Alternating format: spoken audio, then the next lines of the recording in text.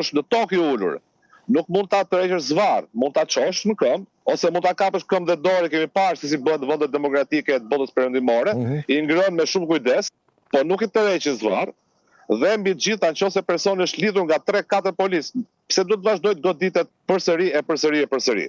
Kjo gjë këtu, ato goditjet e radhës nuk i shërbejnë më neutralizimit personit, sepse tashme kemi personet neutralizuar.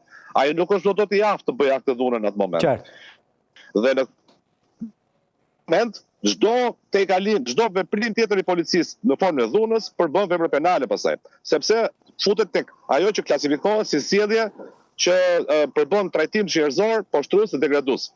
Që ndalohet kategorikisht nga ne tre Konventës Evropiane për Drejtat e Njerëzit. Që është shkelur në rastin konkret. Sipas jush.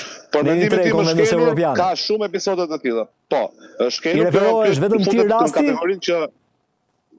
I referohem shumë rasteve që kam parë, unë mund të them që raste të tilla ngjashme kanë qenë edhe në protestat e fundit të vitit 2020, kur flasim për ato ditës vjeshme.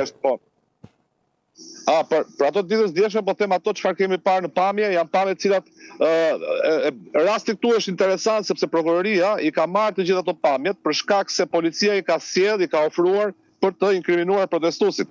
Dhe janë këto pamje që prokuroria ka mundësi dhe ka detyrë të nisë dhe kryesisht hetimet dhe për dhunën që shikon nga policia vetë. Eksakt. Jo si raste të tjera kur mund të jenë pamje të shkëputura. Avokat, ma shpjego pak, nisur edhe nga shkrimi yt. E ka detyrim prokuroria e Tiranës që të nisë hetim edhe për policin, pra siç ka nisur për protestuesit në disa raste, duke qenë se ka edhe ndalim apo mas arresti, komunikim akuze. Atëherë, për sa i përket veprave penale të kësaj natyre, çdo shtetas i cili bie në dienim për këto vepra ka detyrë, çdo funksionar publik mbi të gjitha, e ka ligji kodit në mënyrë posaçme, ka detyrimin të kallëzojë. Prokuroria vetë ka mundësinë, të drejtën, jo detyrën në këtë moment, por ka të drejtën të nisë hetimin kryesisht, edhe pa një kallëzim.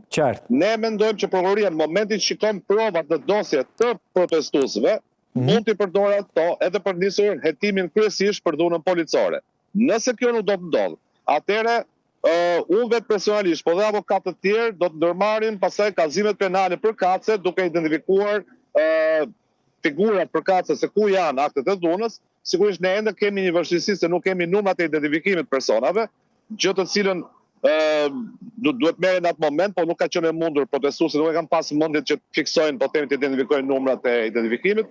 Po është i proces, do kaloj pak dhe do vazhdojmë. Ne kemi pas raste të tjera të kaluara kur janë identifikuar akte dhune dhe kanë përfunduar dhe në gjykat.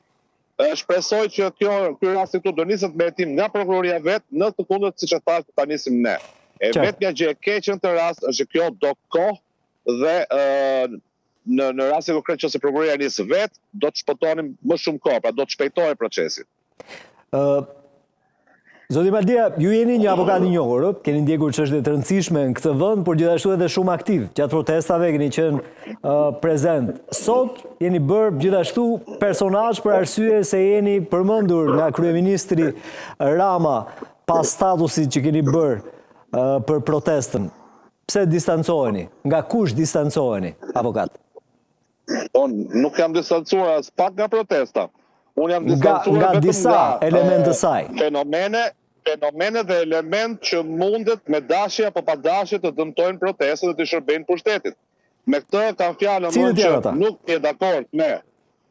bie dakord me sensin e protagonizmit që mund të kenë individ caktuar, nuk bie dakord me krijimin e institucione paralele që nuk krijojnë dot legjitimitet dhe është ende herët për të folur sepse ne tashmë po kemi një luftë me fokusi kryesor është një qeveri e cila praktikisht drejtohet nga një kryeministër që kërkohet largimi i tij, kërkohet gjithashtu edhe të zgjerohet bëtej largimi edhe me kreun tjetër të opozitës praktikisht që kanë bërë binomin e pandar të gjithë këtyre viteve dhe që së bashku kanë gatuar kushtetutën e 2008-s që praktikisht sot ka sjellë shumë andralla.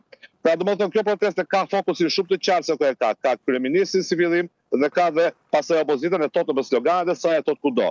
Elementë të tjerë që ngatrojnë pasaj punë, jo institucione paralele, jo protagonizëm të dikujt, apo akte me gur, me gjëra të tilla, e shmangin thelbin e protestës dhe fusin në kanale ku do qeveria ta fusë. Por, ama, domethënë, unë jam vazhdimisht i pranishëm protest dhe vazhdimisht me idenë që protagonizmi aty është i popullit dhe fokusi është i qartë i popullit, e di shumë mirë se çfarë do të arrijë dhe në fund fare dhe sigurisht do të arrijë në mënyrën më legjitime të mundshme, më morale të mundshme, që është i proteste madhe paqësore. Patjetër nuk mund t'i heqim dot elementet e revoltës, edhe goditjet me vezë janë pranueshme në demokraci,